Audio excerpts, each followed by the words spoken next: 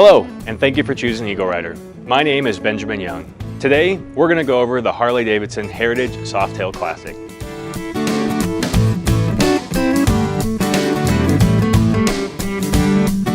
So now I'm going to show you the disc lock and the proper functions and how it works. Make sure it's secure inside the disc with the key facing out. Put the lanyard up on the handlebar to remember to remove the disc lock before you leave. Now I'm going to show you the cable lock and how to properly use it. Securing the cable lock, remember to go through the engine guard or a solid object to secure the motorcycle. Now I'm going to show you the ignition, how to properly lock it and make sure the bike is secure. Alright, our final step in securing the motorcycle is we're going to turn the handlebars all the way to the left, we're going to lock up the fork locks, and then we're going to lock up the ignition to prevent the bike from starting.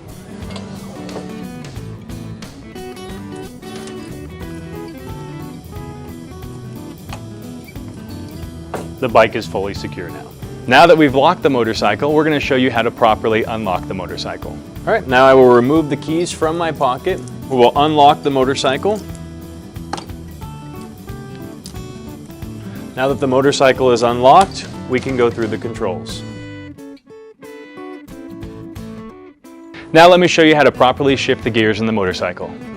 All right, on the left side, you have your shift lever, which is 1 down, 5 up, with neutral in between first and second for a total of 6 gears.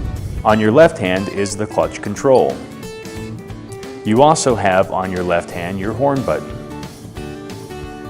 You have your high and your low beam, with the high beam indicator being the blue light on your dashboard. On your left hand, you also have your left turn signal. And on your right hand is your right turn signal. They are self-canceling, but you can turn them off at any time. Above your start button, you have your hazards with your 4-way flashers with the lights on the dashboard. You also have your emergency shut-off switch, which needs to be in the run position for the bike to run. And in the off position, which is up, there is no power to the ignition circuit when the bike is turned on. On your right hand is your throttle control, and your right hand controls your front brake, and your right foot controls the rear brake.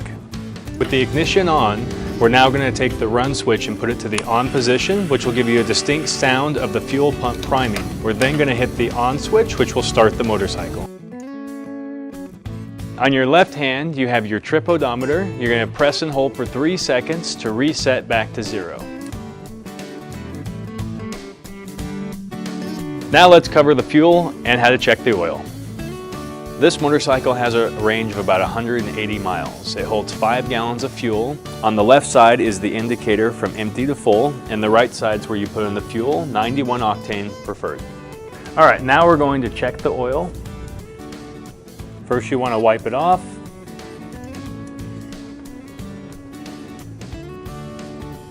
And make sure it's at the full level.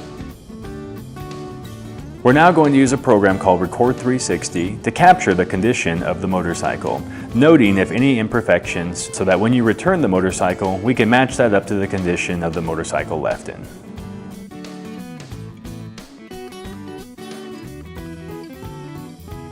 Do not drink and drive. Alcohol decreases your ability to react and accurately judge traffic situations. Your reaction time, cognitive skills, and vision will be impaired if you drink and ride.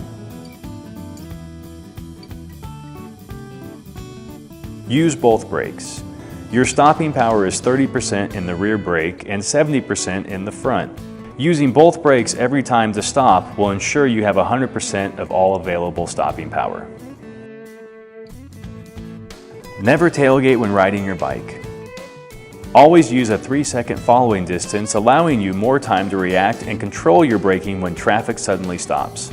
The 3-second following distance also makes you more visible to the traffic in front of you. After the vehicle in front of you passes a fixed object, count 1 motorcycle 1, 2 motorcycle 2, 3 motorcycle 3, and if you have not passed the fixed object, then you are at least 3 seconds behind it. Always ride in a staggered formation. Each rider will be 2 or 3 seconds behind the rider directly in front, and using the same half of the lane.